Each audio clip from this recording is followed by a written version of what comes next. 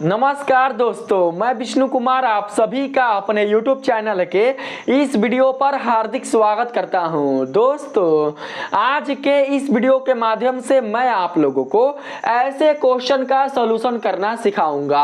आप लोग मेरे इस वीडियो के माध्यम से इस प्रकार के क्वेश्चन का सॉल्यूशन करना सीख पाइएगा। तो आइए बिना देर किए स्टार्ट करते हैं अपने आज के इस वीडियो क्लासेज को। दोस्तों, क्वेश्चन में कहा गया है यदि x plus Y plus Z बराबर 0 है तो इतना का मान क्या होगा। ठीक है, यही आपको बताना है। तो सबसे पहले हम लोग सोल्व लिख लेते हैं ना। यहां पर हम लिख लेते हैं हल। ठीक है, और उसके बाद हम यहां पर लिख लेते हैं दिया गया है। क्वेश्चन में दिया गया है x plus Y plus Z equal to 0। ठीक है, तो हम क्या करते हैं, अब चलते हैं प्रश्न से ना। यहाँ पर लिखेंगे चूंकि प्रश्नानुसार, क्योंकि जो भैया प्रश्न बोला है उस प्रश्न का हमें क्या करना है, उस प्रश्न का हमें हल करना है। तो हम क्या करते हैं बाबू, इसे उतार लेते हैं। ठीक है, कुछ नहीं करना है आप लोगों को ना, बस आप लोग सिंपल रूप से इसका लसा निकाल लीजिए। लसा तो निकालने आता है आप लोगों को, लसा सिंपल रूप से हम निकाल लेंगे। समझने का प्रयास कीजिएगा। देखिए यहाँ पर x और x का लसा कितना होगा, x दोनों में है ना, तो x और x का लसा x होगा। सिंपल है, तो यहाँ पर हम x लिख लेंगे ना। अरे कैसे, नीचे में 2 रहता है और फिर नीचे में 2 रहता है आप प्लस, अंश में कुछ भी हो उससे मतलब नहीं है। ठीक है, तो 2 और 2 का लसा कितना होता है, 2 होता है ना। ऐसे ही x और x का लसा कितना होगा, x, y और y का लसा कितना होगा, y, और z का लसा कितना होगा, z।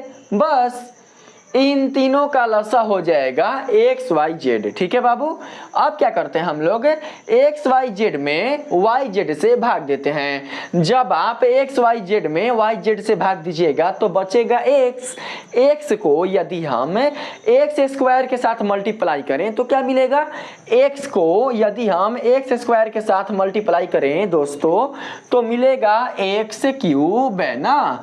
तो यहाँ पर लिख लेंगे एक्स क्यूब आप प्लस, यहाँ पर बताइए यहाँ पर क्या होगा।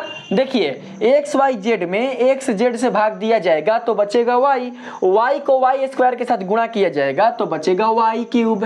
ठीक, इसी प्रकार से यहाँ पर लिख सकते हैं हम लोग जेड क्यूब। बताइए, लिख सकते हैं ना बाबू।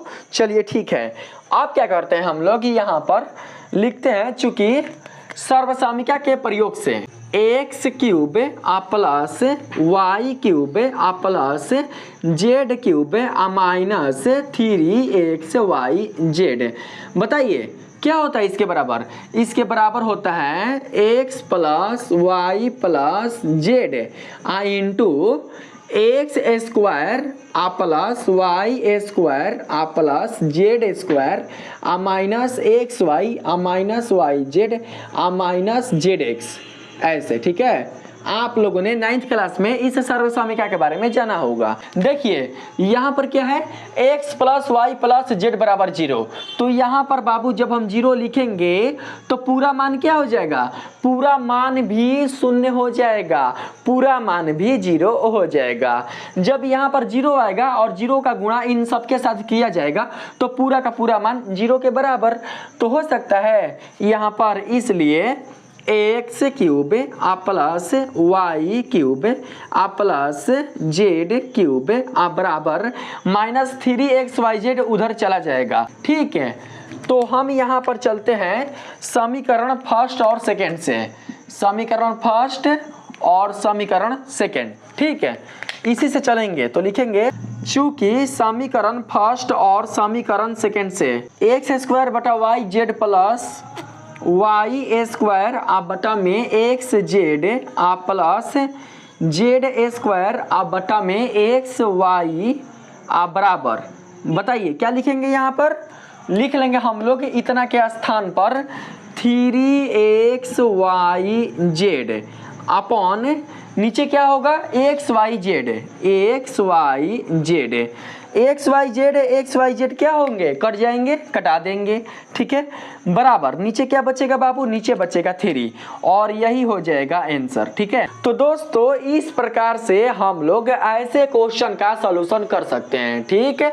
अब कोई बच्चा ये सोच रहा होगा कि सर यदि हमारे एग्जाम में 1 नंबर में ये क्वेश्चन आ जाए तो क्या हम उस समय इतना लंबा प्रोसेस करके इसका आंसर लाएंगे।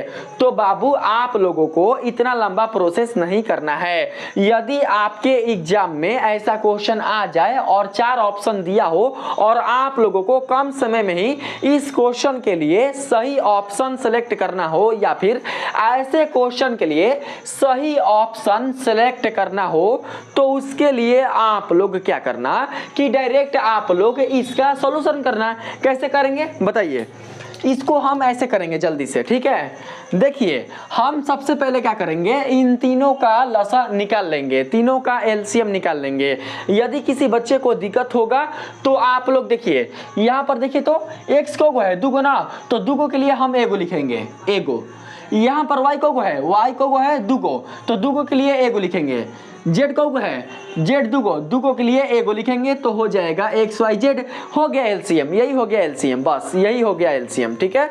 अब बात करते हैं ऊपर, देखिए यहाँ पर क्या है एक्स स्क्वायर, यहाँ पर क्या है Y Z, X Y Z को हड़ाक सिक्का वाई जेड से भाग दीजिए, एजल कटा दीजिए, एजल वाई जेड खत्म, क्या बचा एक्स, एक्स को एक्स स्क्वायर से गुणा कीजिए, क्या आएगा एक्स क्यूब।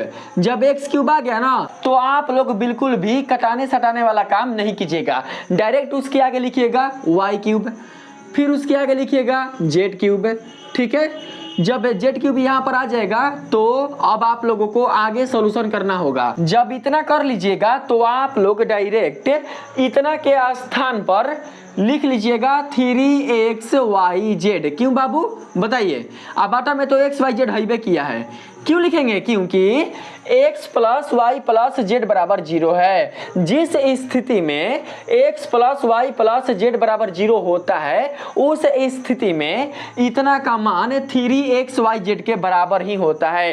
कैसे होता है मैंने आप लोगों को दिखा दिया, बस अब यहाँ पर आप इसे कटा दीजिए, कटाने के बाद आंसर आपके सामने।